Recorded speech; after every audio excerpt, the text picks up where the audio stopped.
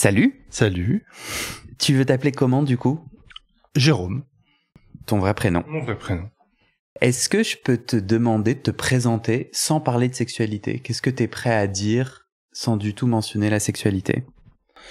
J'ai 36 ans, j'habite à Paris, j'habite dans le 20e. J'ai eu un magasin bio pendant presque 10 ans. Et puis là, je suis en reconversion professionnelle.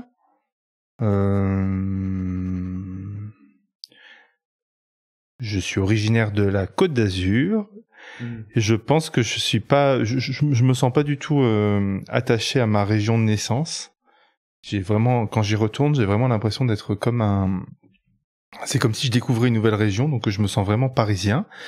Quand j'ai vendu mon magasin bio, je suis parti vivre à Montréal et je me suis rendu compte que une fois que j'étais à Montréal, je me suis rendu compte à quel point j'aimais Paris. Donc je suis revenu à la fin du premier confinement à Paris et je me suis rendu compte que j'étais toujours très très amoureux de Paris. Donc c'est comme un deuxième mariage là en ce moment. Je suis très très heureux de vivre ici. Du coup, tu reviens de Montréal récemment? Ouais, je suis parti entre septembre 2019 et mars 2020. Voilà. Tu es rentré au moment du confinement? Je suis rentré à la fin du confinement. Après le confinement. Donc c'était peut-être plutôt avril-mai, ouais. Avril-mai. Pourquoi t'as eu envie de participer au podcast? J'ai eu envie de participer au podcast parce que je me suis rendu compte que la sexualité, c'était pas quelque chose évident à traiter. C'est-à-dire que finalement, même si c'est omniprésent, je trouve que c'est quand même assez caché. Et puis quand on en parle entre amis, il y a toujours un peu comme des rires ou on n'en parle jamais vraiment. Je dis pas sérieusement, mais je trouve on n'en parle jamais avec une honnêteté un peu profonde et de dire voilà, moi ce qui me plaît c'est ça. Je trouve que au final c'est pas si facile que ça d'en parler. C'est toujours par bribes, mais on se pose jamais. Alors si on en parle, c'est genre dans un bar ou à plusieurs, mais j'ai jamais eu de conversation posée avec quiconque en fait, même si c'est très important dans la vie des gays, enfin des gays que je connais en tout cas. Donc toi, tu t'identifies gay? Ouais, complètement gay. J'ai jamais couché avec une fille. Et donc voilà, je me suis dit c'est intéressant de vraiment comment dire. Je pense que le fait de pas en parler, c'est entretenir aussi le fait de pas en parler, c'est entretenir une chape de plomb, je trouve. Je trouve que c'est bien de dire, voilà, moi j'aime ça. Ne serait-ce que de le dire, ça permet de se le dire aussi à soi. De faire comme un panorama de notre vie sexuelle. Mais je trouve qu'il y a quand même beaucoup encore de culpabilité autour de ça. Je me rends compte que même les garçons avec qui je couche, je me rends compte que autant ils peuvent être débridés, dans l'intimité, autant ils sont, je trouve que c'est pas vraiment une sexualité joyeuse. Je dirais une sexualité ouverte. J'entendais une comédienne qui a 70 ans aujourd'hui qui disait avant on faisait l'amour avec quelqu'un un peu comme se dire bonjour. Moi je fantasme peut-être un peu là-dessus, mais je trouve que c'est quelque chose qu'on pourrait faire. Tu peux me raconter une dernière fois où justement t'as senti cette absence de joie?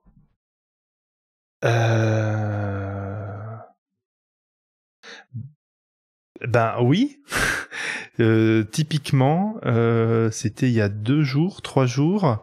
Je vais sur Planète Roméo et en fait il y a un mec qui veut que je vienne, mais direct. Il me reçoit à 4 pattes et tout ça. Et déjà je suis pas très chaud pour ça, mais bon ça peut être quand même excitant. Et en fait au fil de la conversation, je dis je viens et le mec a arrêté de m'écrire. Enfin c'est une histoire pas très extraordinaire dans la vie d'un gay parisien, mais ouais, ça par exemple, je trouve que c'est une espèce de, c'est un peu comme c'est un peu un espèce de truc de violence inutile quoi, le mec. Tu t'es fait ghoster. Oui, voilà. Alors c'est lui qui est venu me chercher en plus, le mec m'a contacté, m'a chauffé et m'a ghosté. Et peut-être que lui, il est plein de joie. C'est-à-dire, en fait, son kiff, c'était de se faire un scénario auquel tu as participé. Et puis, le moment de passer à l'acte, il a plus envie.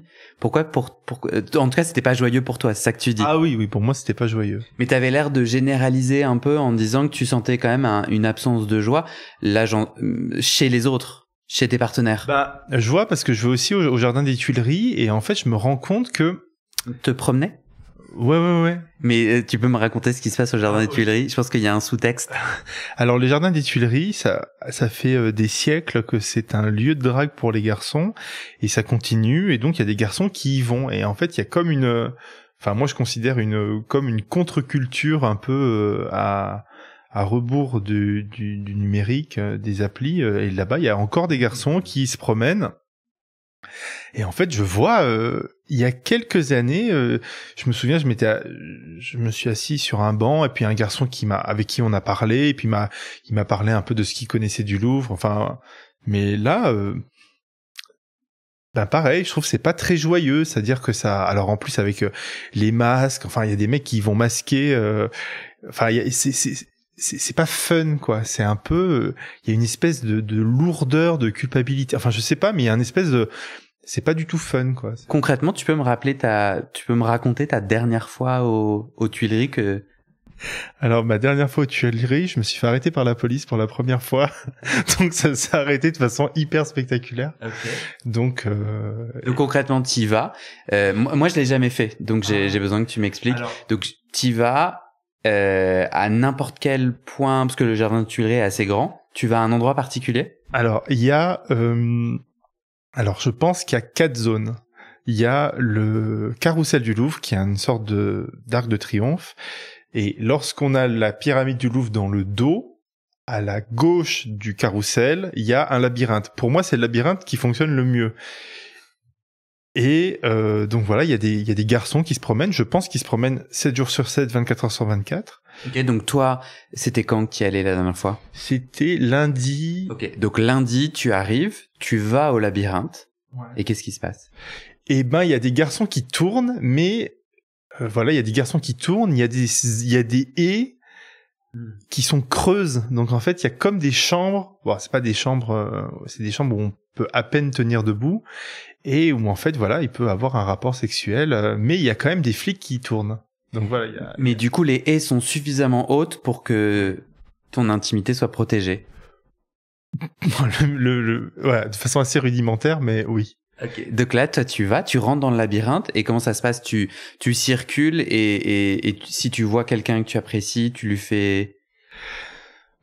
Ça dépend. En fait, oui, enfin, tu peux discuter, tu peux directement aller vers le sexe.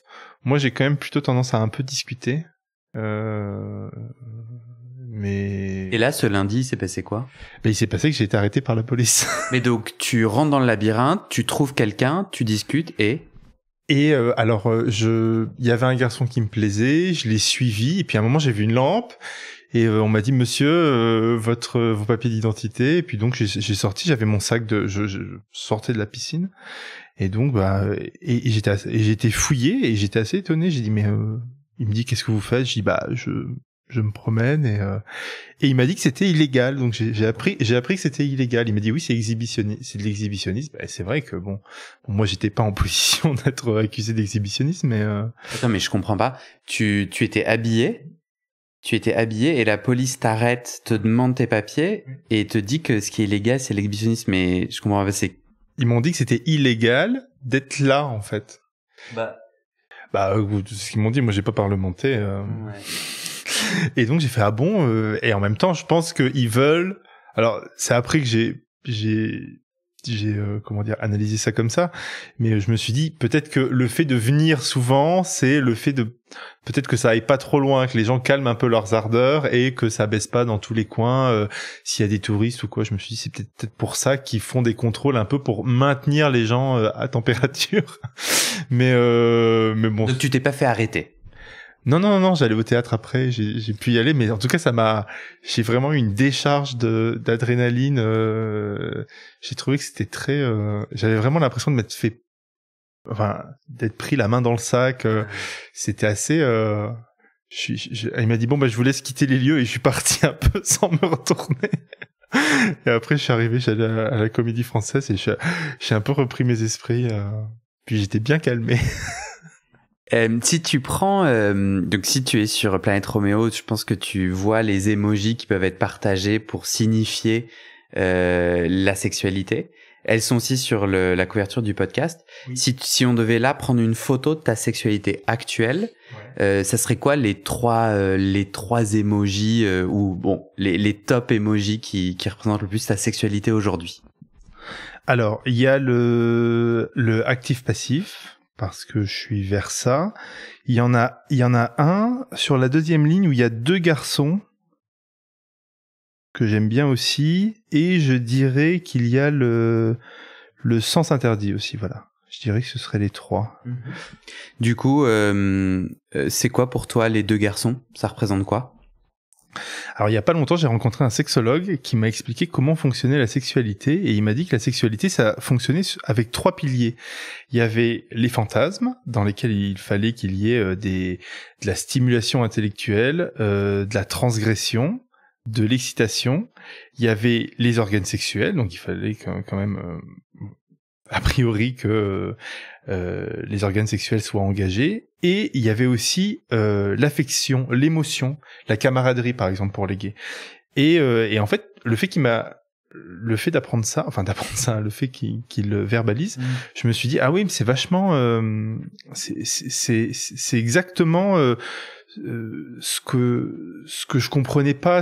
J'ai l'impression qu'en fait sur les jardins des Tuileries et le mec qui me ghost, en fait je me dis l'affection est complètement inexistante, et lui ce qu'il m'explique c'est que il faut qu'il y ait sur ces 3 piliers, pour qu'il y ait acte sexuel, il faut qu'il y en ait 2 sur les 3 minimum qui soient engagés. Et dans un plan cul, c'est complètement le fantasme intellectuel et les organes sexuels. Mais l'affection n'est jamais engagée, pratiquement jamais. En tout cas pour moi, j'ai pratiquement... Mais non. Jamais. Toi, tu as pas de plan régulier où tu as des gens que tu connais, que tu apprécies? C'est ce que j'essaie de développer au maximum. Ou au moins que la personne... au moins que je la connaisse un petit peu, ou que je la regarde au moins. Et en fait, je veux pas rentrer dans un rapport qui soit purement que mécanique. Donc toi, aujourd'hui, t'es célibataire? Ouais, complètement. Et tu as envie d'être en couple? Enfin, ces deux garçons, c'est une image de couple ou pas? Ouais, éventuellement, mais au moins qu'on soit 2 à avoir un rapport sexuel. Parce que je trouve que c'est pas du tout évident, même aujourd'hui, d'être 2 à avoir un rapport sexuel, de partager quelque chose. Donc concrètement, toi, chaque semaine, tu couches avec combien de personnes? Je dirais entre 1 et 3. Entre 1 et 3 personnes. Et sur chacune de ces rencontres, à chaque fois, tu trouves que la partie émotion est compliquée à engager? En fait, ça fait 1 an que j'ai rencontré ce sexologue, et je me suis dit que, c'est vraiment quelque chose que j'essaye de développer, parce que je me rends compte que la sexualité en one shot, je la trouve assez, déjà assez pauvre, et en plus un peu usante aussi. C'est-à-dire qu'on peut aussi beaucoup pas si extraordinaire que ça au fond. Du coup, ce que j'entends, c'est que toi, tu vois un sexologue régulièrement, t'es en thérapie. Non, c'est quelqu'un que j'ai rencontré dans un autre cadre. Mais il m'a sorti ça, il m'a sorti ces 3 piliers, et ça a vachement résonné. Je me suis dit ah oui, c'est ça. Et en fait, il y a d'autres choses. Par exemple, ça a répondu à des questions. Moi, je suis pas du tout SM, et je m'intéresse au sadomasochisme. Mais en fait, je me suis rendu compte, je comprenais pas, par exemple, pourquoi les sadomasochistes pouvaient se fouetter sans avoir de relations sexuelles, de relations sexuelles au terme que moi j'entends. Et en fait, c'est parce que ils ont l'intellectuel et les émotions qui sont pris en charge. Et donc, ils sont pas obligés. Donc, ils en ont 2 sur les 3. Ils sont pas obligés d'avoir leurs organes sexuels engagés. Mais du coup, toi, pourquoi tu continues à avoir 1 à 3 partenaires par semaine, alors même que t'es pas satisfait parce qu'il te manque la partie émotion? J'ai la partie, en fait, en étant célibataire, je pense que j'ai envie d'avoir de l'émotion, j'ai envie d'avoir de l'affection, mais j'ai aussi des moments où j'ai des pulsions, et là, il faut, j'aimerais coucher pratiquement avec n'importe qui. Et en fait, je vois que des fois, je suis en mode Si je vais sur Guerromeo, je suis en mode j'aimerais bien rencontrer un mec pour passer un bon moment, et je vois que je reçois des messages hyper directs tout de suite, et en même temps, moi des fois je peux être dans cet état d'esprit, donc comment dire, je fais des grandes catégories de ce que j'aimerais, mais en fait dans ce moment, dans mes envies à long terme, il y a des moments où je veux de l'affection, de la tendresse, voire partager peut-être pas une vie de couple, mais en tout cas une intimité, une relation, et des fois où il faudrait tirer sur tout ce qui bouge, quoi. Mais du coup, sur ces 1 à 3 personnes par semaine, fois 42, ça fait beaucoup de gens. J'imagine que c'est pas hebdo aussi. Mais parmi toutes ces personnes-là, il y a personne avec qui t'as eu envie ou t'as pu développer une relation un peu plus amicale, émotionnellement présente? Ben, pas tant que ça, franchement. Là, cette semaine, j'ai vu un garçon, je pense qu'on se reverra pas. Bon, entre les gens que moi, j'ai pas envie de revoir, les gens que j'ai envie de revoir, que eux ne veulent pas me revoir, les garçons avec qui je couche, qui sont en couple, ou les garçons avec qui ça le fait, mais qu'en fait, quand on se sépare, non, vraiment pas, je trouve. Et pour toi, c'est vraiment un sujet de chance. Enfin, t'as pas encore rencontré des gens qui sont dispo au même moment que toi, avec qui vous avez des atomes crochus? Pas vraiment. Franchement, mais eux, j'ai l'impression que eux non plus, en fait. Pour toi, il n'y a pas de problème. C'est juste une question de chance, ouais. Non, oui, c'est ça. Parce qu'après, depuis l'été dernier, j'ai eu 2 relations qui ont duré quelques semaines. Et en fait, dès que ça match, quand ça match des 2 côtés, ça va très vite après on est tout de suite très dispo. Enfin, ouais. Là, il y a pas de souci pour ça. Ouais. Toi, tu disais que t'as, je sais plus quels ont été tes mots exacts, mais tu disais un couple ou presque. Enfin, c'est quoi, toi? Tu tends vers quoi? J'ai l'impression que c'est pas forcément un couple monogame, mais je peux me tromper. Alors, en fait, moi, j'ai vécu 6 ans et demi avec un paysan qui habitait à la campagne. Donc, moi, je faisais les allers-retours. Donc, j'avais ma vie à Paris, et j'allais le voir à la campagne. Et pour moi, j'avais l'impression d'avoir trouvé la formule magique, parce qu'il y avait ce côté, j'avais ma vie sociale à Paris entière, et j'avais mon copain que j'aimais, et on faisait tout. Donc en fait, vivre en couple, non, pour moi, c'est vraiment pas une option. C'est-à-dire dans la même ville, dans le même habitat. Ouais. Parce que je vois les gens autour de moi et ça me correspondrait pas, a priori. Parce que sinon, tu vivais en couple pendant 6 ans. Vous habitiez pas au même endroit, mais... Ah ouais, on était complètement ensemble. Façon Jean-Paul Sartre, Simone de Beauvoir. Alors je les connais pas, mais... Je crois qu'ils ont jamais habité ensemble. Oui, c'est ça. Mais là, il y avait la distance en plus. Il y avait une fausse distance parce que c'était à 2 heures et quelques de train, mais c'était pas à l'autre bout du monde. Mais on avait vraiment, c'était exceptionnel. On avait le temps de se manquer aussi, hein, ça aussi. Après, quand on est en couple, le fait de plus avoir le choix, en fait, je me rends compte que je reproduis vachement l'image du mariage bourgeois, c'est-à-dire que quand je suis en couple, j'ai tout de suite envie de coucher avec plein de gens, j'ai très très vite envie de tromper aussi. Donc ça. Tu te sens enfermé dans certains couples, si jamais. Tout de suite. Ouais, tout de suite. Mais là, je vois même dans ces 2 petites relations, rien que le matin, le fait que je me rends compte, en fait, d'un côté, j'ai très envie de partager de l'affection, et d'un autre côté, je suis prêt à faire quasiment aucune concession. Donc c'est pour ça que je suis seul, ouais, je pense. Tu mentionnais l'emoji sens interdit, pourquoi? Le sens interdit parce que je me rends compte que depuis tout petit, j'ai une relation...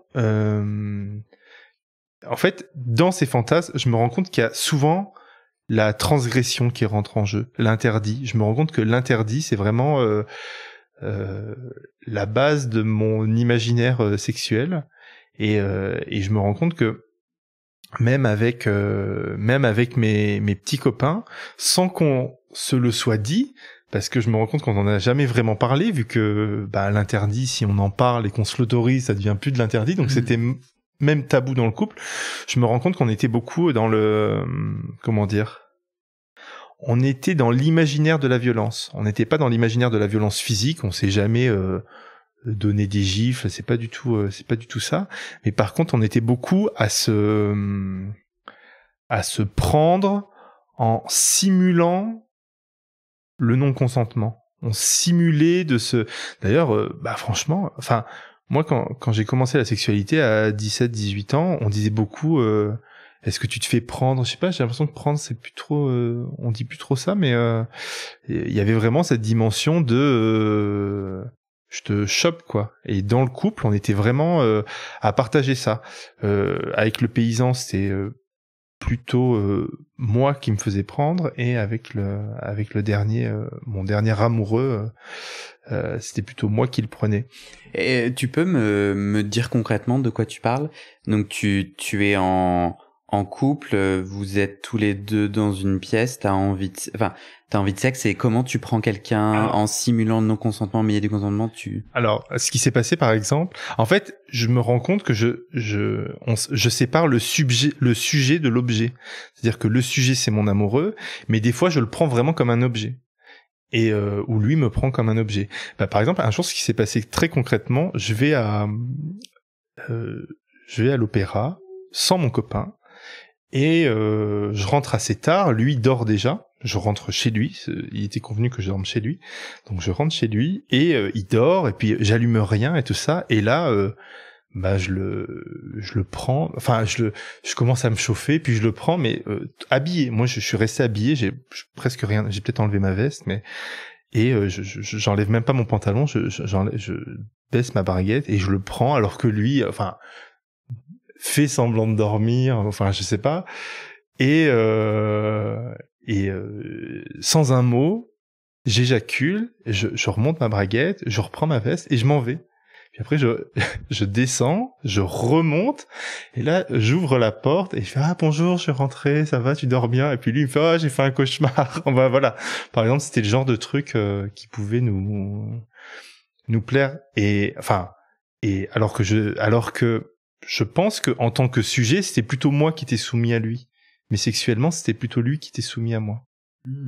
Donc, je pense que, depuis qu'on en a parlé, depuis qu'il a été question que je témoigne, j'y ai repensé. Mais par exemple, ce garçon m'avait dit une fois, dans notre couple, c'est simple, les décisions, c'est moi qui prendrai toutes les décisions. Donc c'est quand même, il était pas, c'était vraiment quelqu'un qui a du caractère. Mais sexuellement, il avait des besoins, et moi aussi, en fait, c'est aussi vachement,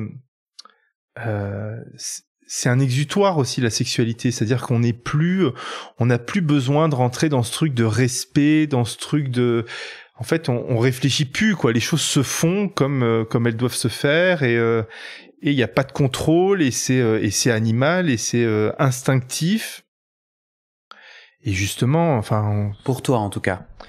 Pour nous deux en tout cas. Moi, je sentais vraiment que c'était comme ça. Et puis ce garçon, on est séparés depuis plusieurs années, mais on est encore amis, et on se revoit, et on a des discussions qui sont très très sincères et profondes. Et puis je l'aime aussi beaucoup. Mais c'est vrai que c'est pour ça que je suis un peu partagé sur le. Là, je regardais une émission sur Arte qui s'appelle Culbute, où en fait il disait qu'il fallait se dire ce dont on voulait, il fallait que le consentement soit clair. Mais moi, par exemple, dans ma sexualité, ça me correspond pas, vu que comme c'est de l'interdit, on peut pas se mettre d'accord sur les choses interdites qu'on va faire ensemble. Ça fonctionne pas comme ça, c'est des choses qu'on sent. Parce que là, par exemple, avec cette relation, vous avez jamais mis des mots sur votre sexualité, en fait. Non, parce qu'en fait, si on met des mots, ça casse l'interdit. Ça casse le tabou, parce qu'il y avait un truc un peu tabou. C'était comme si, quand je suis rentré de l'opéra, c'était quand même un peu, même si c'était complètement faux, il avait largement assez de caractère pour me repousser si on avait envie, mais en tout cas, sur le moment où je le faisais, j'avais l'impression de faire quelque chose de grave. Sauf s'il était endormi et inconscient. Ah non, mais je savais bien qu'il était pas endormi et inconscient. Comment tu le savais ? Je le savais parce je l'ai pris dans mes bras. Il était pas, on s'est embrassé. Il y avait des choses quand même. Je sais bien que mon copain est pas endormi. Ok, donc c'est toi qui te racontais cette histoire. Je crois que c'est. Oui, voilà. En fait, je me raconte cette histoire. Je pense que lui, par sa façon de se laisser faire, se raconte la même histoire, mais on se l'est jamais dit. Mais c'est marrant parce que au risque de casser un peu, enfin, au risque de casser ton trip, mais parce que j'ai l'impression que ce que j'entends, et en fait je le dis pour m'assurer que, enfin je me dis pour te faire, pour voir quelle est ta réaction. En gros, ce que j'entends, c'est qu'il est important pour toi de pas mettre des mots sur comment tu vas transgresser, parce que sinon ça t'excite plus. Mais pour autant, tu as besoin de son consentement, on est d'accord. C'est-à-dire tu t'es assuré qu'il était réveillé et donc conscient. Mais c'est pas comme ça que ça. Bah déjà, je pourrais. Enfin. Attends, mais reste avec moi. Oui ou non? Donc en tout cas, oui, on est d'accord parce que c'est ce que tu me disais. Non, enfin. Tu l'as embrassé, tu l'as. Je lui ai pas dit. Est-ce que t'es réveillé? Est-ce que t'es d'accord? Attends, laisse-moi terminer. J'ai bien entendu. Du coup, moi, ce que je veux t'offrir, c'est vous avez communiqué de façon non verbale. Et du coup, tu vois, tu es allé chercher un consentement, ou est-ce que toi, même de façon non verbale, tu vas pas chercher le consentement? Ah non, je vais toujours chercher le consentement. Je pense pas. Je me suis posé la question. Je me suis dit, mais est-ce que j'ai pu me tromper? Est-ce que j'ai...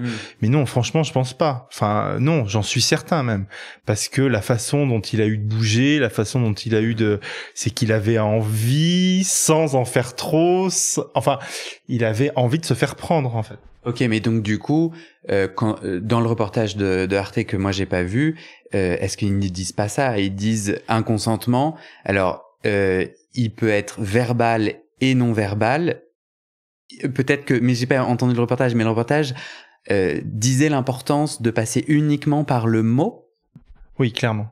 C'est-à-dire, on voyait vraiment deux petits personnages qui se disaient, on se met d'accord et après on va baiser, enfin on va faire ce qu'on veut, mais moi par exemple, enfin c'est pas, il y a tout, enfin il y a tout cet univers de, et puis en fait il y a tout ce truc de, comment dire,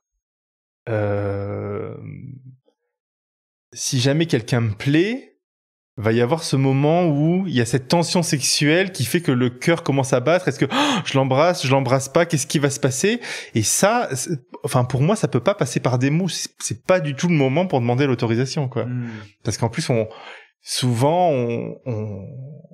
en tout cas, moi, dans ma sexualité, souvent, ce moment, on essaye un petit peu de l'étirer, cette tension sexuelle, pour pas que ça arrive tout de suite, pour faire durer le plaisir du stress. Et il est possible que, moi, par exemple, mon copain paysan, bah, le jour où il a voulu m'embrasser, la première fois, j'ai été dans sa ferme et il a essayé de m'embrasser, bah, je l'ai repoussé, pas parce que j'avais pas envie, mais parce que j'avais envie que ça dure, enfin, j'avais envie que le jeu continue encore un peu. Donc, en fait, le fait qu'il a insisté, enfin, c'est beaucoup plus léger que un bouton on/off, oui, non. Enfin, et au contraire, quand il y a ce trouble de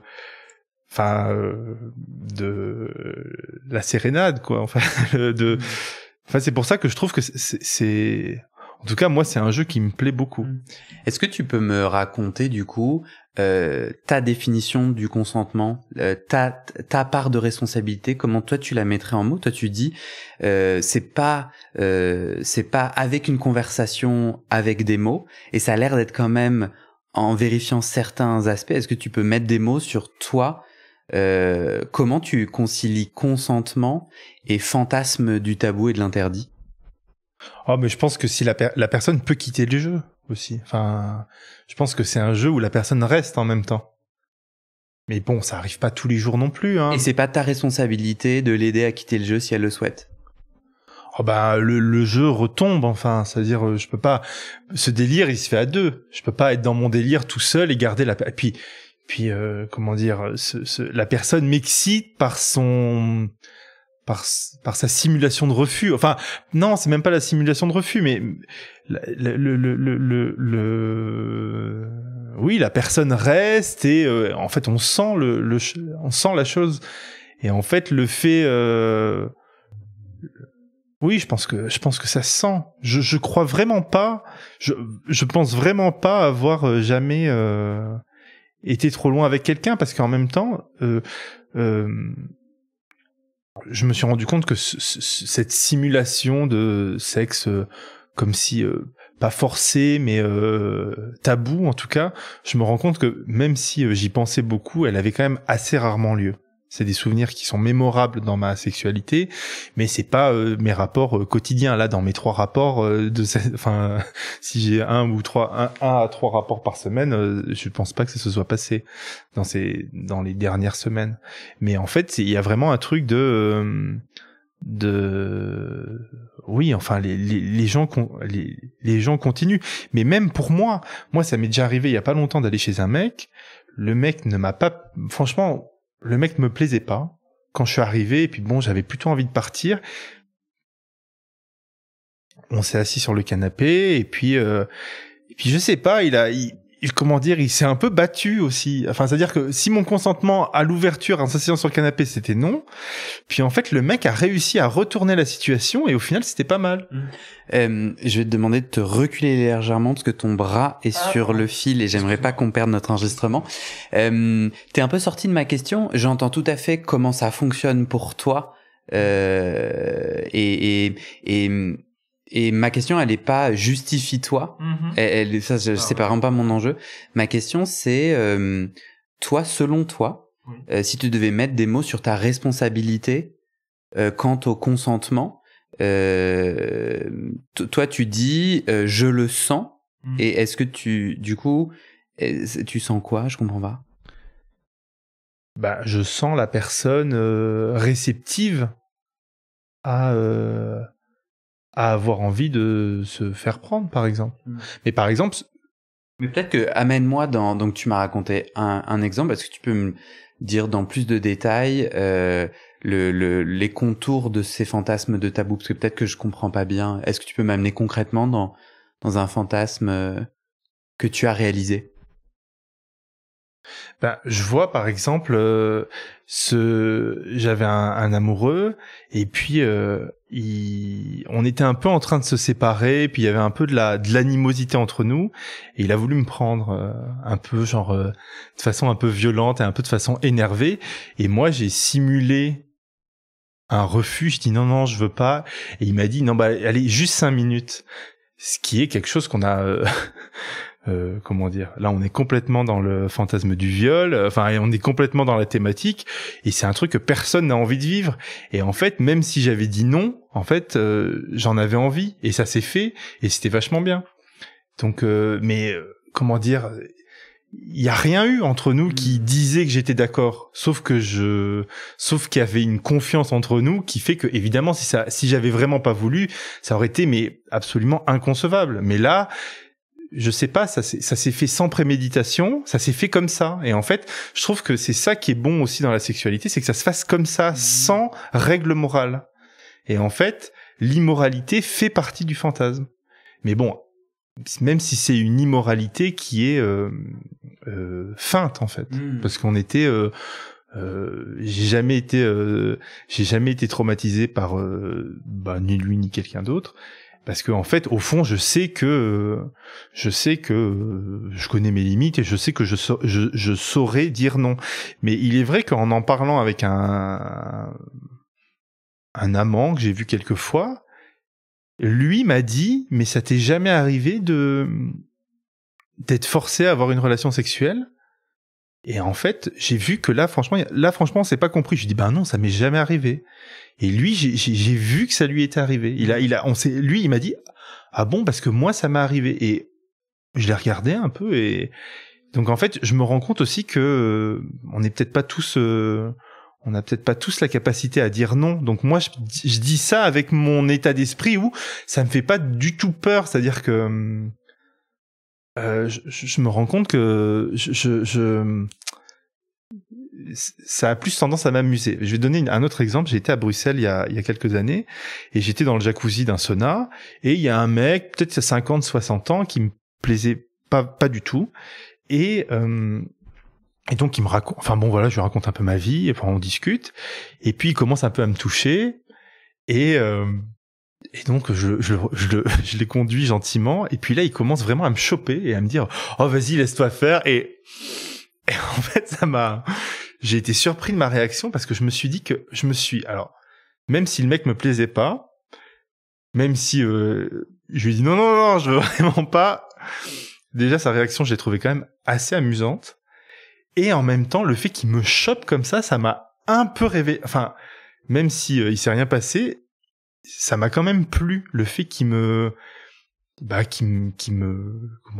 prenne sauvagement, même si ça s'est arrêté juste là, mais il m'a vraiment chopé, il m'a dit allez laisse-toi faire, et ouais ça m'a vraiment animé. Donc en fait bon ça a duré qu'une seconde, mais je me suis dit que c'était quand même enfin, il y avait quand même un truc vraiment de l'ordre du tabou. Alors, je sais pas si c'est le tabou de l'interdit ou si c'est instinctivement se faire prendre sauvagement. Mais j'ai aussi l'impression que toi, tu t'es pas décrit physiquement, mais tu as la force physique et mentale. En fait, tu te sens en pouvoir dans tout ça.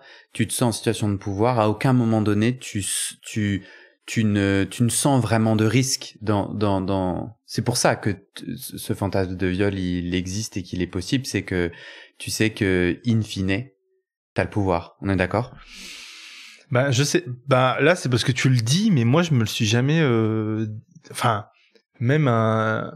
fait, si jamais on te met dans la situation où il y a 4 personnes qui te bloquent et t'empêchent, là, en fait, ça t'amuserait beaucoup moins. Oui, non, mais là, c'est un cas absolument très, très extrême. Oui, mais du coup, et je trouve ça trop intéressant qu'on parle de morale, parce que, tu vois, là, quand je t'écoutais, je me disais, c'est quoi notre responsabilité? Parce que, tu vois, toi, en fait, tu vas peut-être rencontrer quelqu'un qui est dans la situation où toi, tu serais face à 4 personnes. C'est-à-dire, même si physiquement, tu ne le menaces pas, cette personne, en fait, elle se sent mentalement pas en capacité d'exprimer avec toi, et donc ça c'est bizarre, parce que toi tu dis il me le dira, ou son corps partira si le consentement je l'ai pas, et en fait lui ce qu'il vivra, c'est comme si toi t'étais entouré de 6 personnes qui physiquement t'empêchaient, tu vois. Et donc je reviens, et vraiment j'ai pas de réponse, et je serais très triste que j'ai zéro jugement, mais je me dis, mais du coup, c'est quoi ma responsabilité si je ne peux pas voir que l'autre n'est pas en capacité d'offrir un consentement clair et éclairé, enfin, et total? Alors, déjà, quand je reçois un garçon, surtout si c'est un garçon un peu comment dire, parce que j'aime bien les garçons qui sont assez petits, qui font 1m70, qui sont assez mignons, qui ont la trentaine, c'est complètement mon style de garçon. Et en même temps que je suis un peu dans enfin, je suis pas vraiment dans le fantasme de les malmener sexuellement, parce que déjà l'écart de gabarit fait que j'ai pas besoin d'aller plus loin pour qu'il y ait une différence.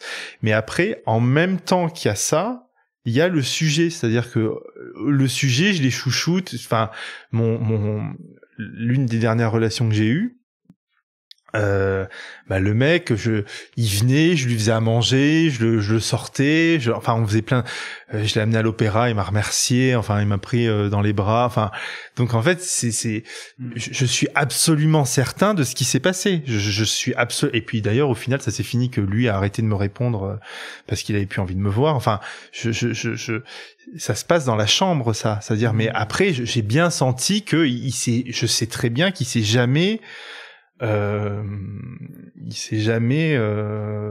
forcé à quoi que ce soit. L'une des dernières fois où on s'est vu, on a couché ensemble, il m'a dit ça faisait 3 jours que j'avais envie qu'on fasse l'amour. Je vois ce qui se passe, c'est-à-dire qu'on n'est pas obligé de en tout cas moi dans les relations dans lesquelles je suis, c'est pour ça que je comprends pas vraiment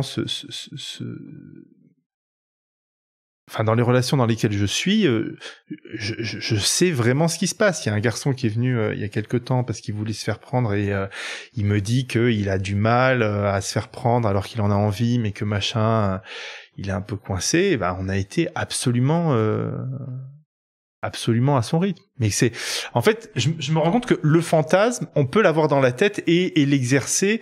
En fait, je me rends compte que les exemples que je te donne, c'est quand même des exemples de personnes avec qui j'étais en couple, donc avec qui un rythme s'est installé. Et c'est pas avec la première personne. Mais par exemple, si jamais je devais cogner quelqu'un involontairement, je sais que je me sentirais très mal. Et je sais. Et si jamais quelqu'un avait été forcé, enfin, si jamais, non, je sais que je sais que ça, enfin, ça me paraît inconcevable. Je vois bien que on est dans un, bah déjà, les garçons viennent, puis ça arrive des fois qu'il y a des garçons qui viennent et qui n'ont pas envie. Enfin, quoi, faut espérer que ça soit pas comme la personne que tu as rencontrée qui se force, c'est-à-dire qui vient et qui n'arrive pas à partir.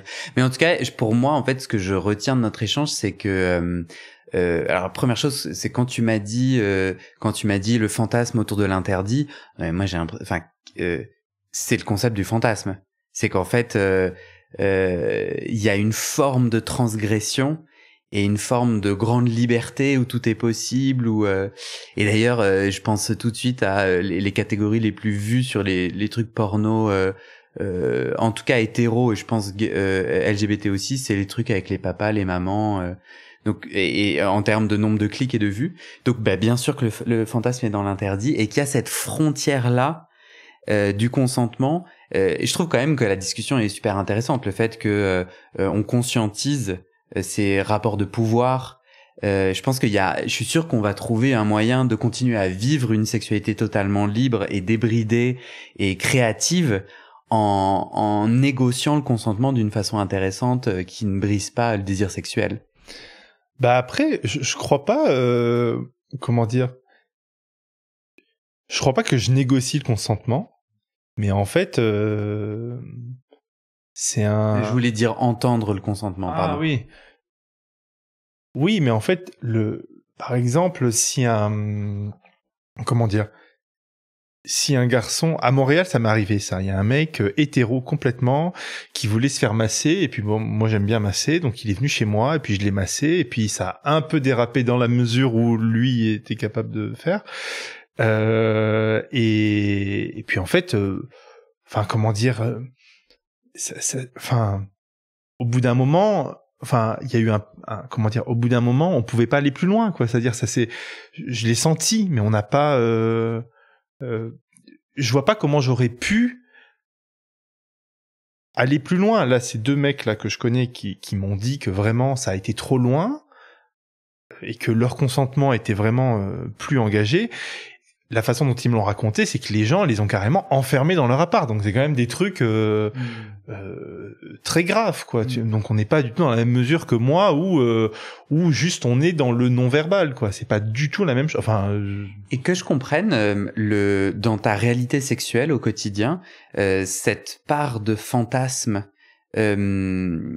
c'est un petit peu mécanique comme question, mais c'est quoi le pourcentage de tes relations sexuelles des 3 derniers mois qui ont ce goût, ce fantasme qui ont un élément de tabou ou d'interdit? Alors, en fait, en parlant avec toi, moi, par exemple, quand on s'est contacté et quand je t'ai dit que j'aimerais bien témoigner, je m'étais dit, ah ouais, moi, c'est vraiment ça, le fantasme, je le prends sauvagement, et en y réfléchissant, je me suis rendu compte que c'était beaucoup un fantasme qui restait dans ma tête, mais qui était assez peu appliqué. Parce que entre-temps, il y a un garçon qui est venu chez moi, et en fait, je me suis rendu compte que ce que je lui ai proposé, c'est un truc beaucoup plus cucu que ça, quoi. C'est-à-dire, je lui ai fait à manger, alors que c'était la première fois qu'on se voyait, puis après, on a fait l'amour de façon très conventionnelle. Enfin, je me suis dit... Et pendant qu'on faisait l'amour, je me suis dit, ah non, mais j'ai une idée de moi qui est complètement, fantasmée aussi, quoi. Donc, ou peut-être que c'est dans ta sexualité masturbatoire, c'est quand tu te branles. Peut-être, ouais. Et si tu te branles tous les jours, c'est tous les jours que tu éjacules sur le fantasme de l'interdit. C'est possible. Parce qu'en fait, je me rends compte que avec le fantasme de l'interdit et le fantasme du viol, et rattacher à ça le fantasme de la standardisation. Par exemple, là, j'ai hébergé un oncle à moi cette semaine qui m'a parlé de son service militaire et il m'a dit, mais tu sais, quand on trace la tête et qu'on est tous en uniforme, on se regarde, on se dit, mais on est les mêmes. Et je trouve que il y a une dimension très exutoire de ça, de se dire que en fait, on n'est plus sujet, se libérer du sujet, se libérer de Jérôme, enfin, c'est-à-dire on n'est plus nous-mêmes, on fait un truc d'animal sans réfléchir, parce qu'il faut que ça se fasse. Même est-ce qu'on est d'accord pour le faire ou pas, on imagine que ça pourrait à la limite ne pas rentrer en jeu, et on le fait pendant quelques instants, on sort de soi-même, et on se lâche, et il y a plus d'image de nous-mêmes, on se libère de ça un moment. Ouais, il y a ça aussi, je me rends compte. Mais du coup, t'as dû vivre ta meilleure vie quand t'as été arrêté par la police, contrôle d'identité. T'étais en plein dans l'interdit, non? Ben, après, il y a l'image de l'interdit et l'application. Ouais. Je me rends compte que, en fait, c'était un mélange des deux. Je pense que j'étais content de le vivre parce que je me suis dit, ah ouais, c'est quand même puis surtout, comme c'est pas non plus top ambiance, les Tuileries, je trouve c'est un peu triste. Donc je me suis dit, au moins, j'ai vécu, j'aurais un truc à raconter. Même et puis comme t'es blanc, il t'arrivera rien.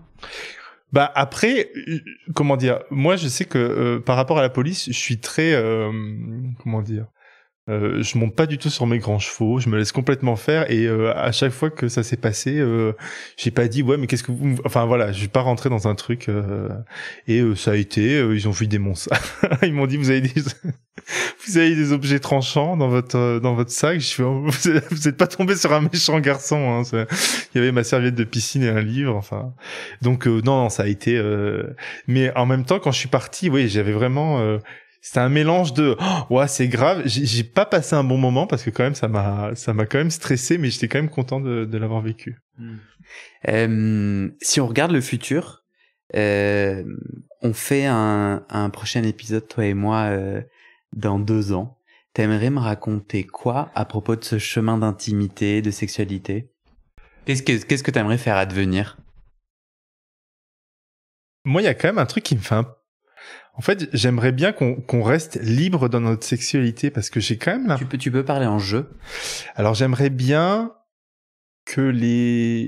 rester dans une liberté dans la sexualité. J'ai quand même l'impression. Alors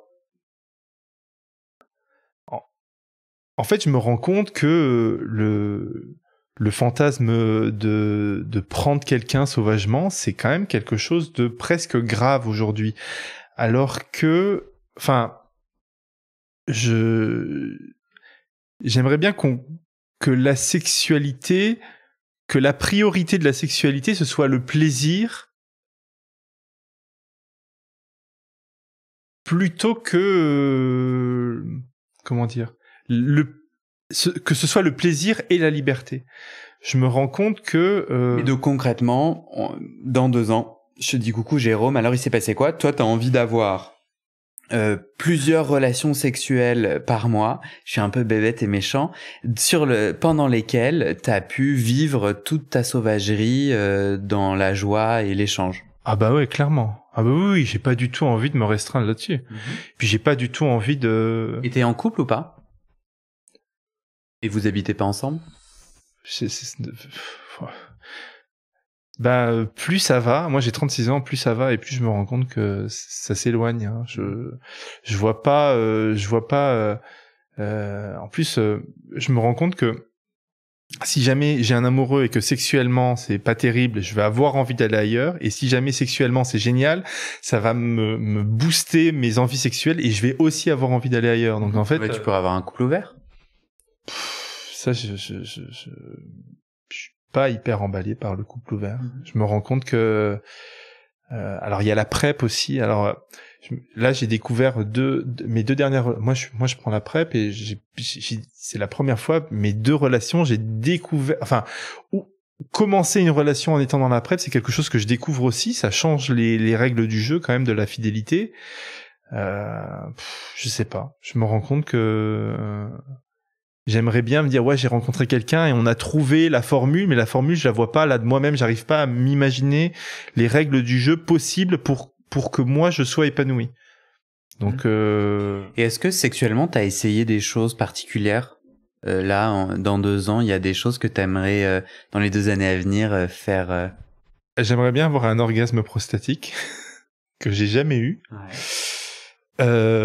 Mais sinon, en fait, je me rends compte que les pratiques, en fait, il y a des pratiques, c'est vraiment non, quoi. C'est-à-dire le fist, je pense vraiment pas que ça m'intéresse. Uro, pas du tout. En fait, je me rends compte que mes pratiques sont assez, ma sexualité, elle est assez,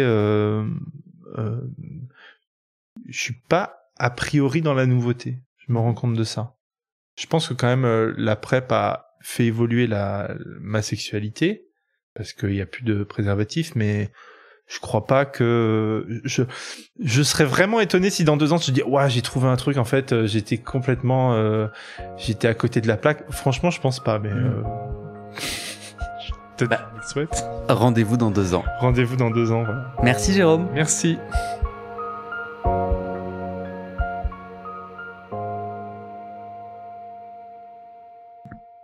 Du coup, tu voulais lire un petit passage. Alors, c'est un passage de Jeanne de Berg, de Le Petit Carnet perdu, donc qui est Jeanne de Berg. Son vrai nom, c'est Catherine Robbe-Grillet, qui est une maîtresse de cérémonie sadomasochiste de 92 ans, qui fait encore des cérémonies. Donc elle, c'est très théâtral, très cérébral, énormément dans l'émotion. Il n'y a pas forcément de rapport sexuel, de génitalisation, mais bon là, dans le cas que j'aimerais dire, c'est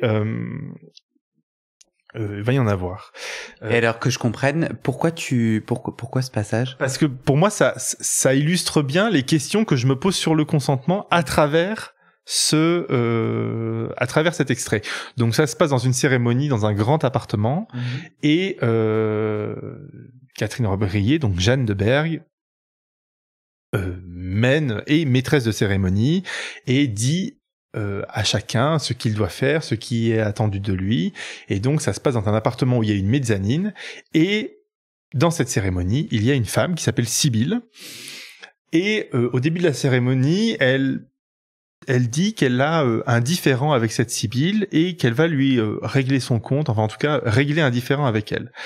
Et à un moment dans la cérémonie, elle lui parle. Alors attends, une cérémonie c'est quoi? On se regroupe c'est une histoire vraie? Il y a des cérémonies, oui? Oui, c'est ça. Ok, et donc on se regroupe dans un appartement, il y a quelqu'un qui a le pouvoir. Ou ailleurs. Oui. On se retrouve n'importe où, et il y a comment dire, il y a une maîtresse de cérémonie qui, souvent à partir d'un tableau, d'une musique, d'un roman, d'une histoire ou d'une scène, va créer un événement, souvent très visuel, axé sur le sadomasochisme. Toi, tu as participé? Non. Tu aimerais? Je crois pas. Mais il y a un chroniqueur. Il y a un chroniqueur dans un coin qui note tout, et donc mais moi je suis pas dans le sadomasochisme. Ça me fascine parce que ça me fascine dans son côté extrême, pas extrême, dans son côté hors norme. Mais moi je suis pas, je pense pas être là-dedans. Je suis pas assez cérébral pour être là-dedans. Donc je lis l'extrait. Donc Jeanne de Berg s'adresse à Sibylle. Quelque chose s'est mal passé la dernière fois que nous nous sommes vus. Lors de cette soirée, je vous avais convié chez D. Tout s'était bien déroulé. Vous aviez été parfaite. Puis un homme vous a demandé s'il pouvait vous sodomiser.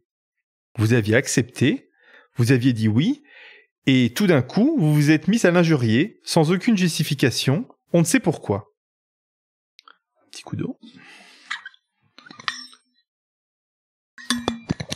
Hop. On reprend. Je me lève, la cravache à la main, je me sens prise d'une colère froide. Vous savez que je n'admets pas ce genre de comportement de la part de ceux qui ont accepté de me suivre. Personne ne vous obligeait à dire oui, il vous suffisait de refuser. De dire non, tout simplement. Vous savez parler, que je sache. Vous savez parler, que je sache. Vous l'avez démontré fâcheusement, la circonstance. Mais vous aviez dit oui, et quand on dit oui, on s'exécute. Je n'admets pas cette rébellion, vous m'avez déçu, profondément déçu. Donc attends, je vais passer un peu. La sentence tombe, mon mécontentement longtemps contenu s'y libère, éclatant en mots crus, inhabituels dans ma bouche. Vous allez être puni. Ce que vous n'avez pas voulu faire, vous allez le faire ici et maintenant, et cette fois, on ne vous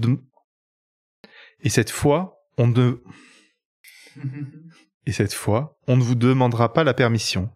Vous allez être baisé, enculé, devant nous, et si ça ne vous convient pas, eh bien on ne se verra plus.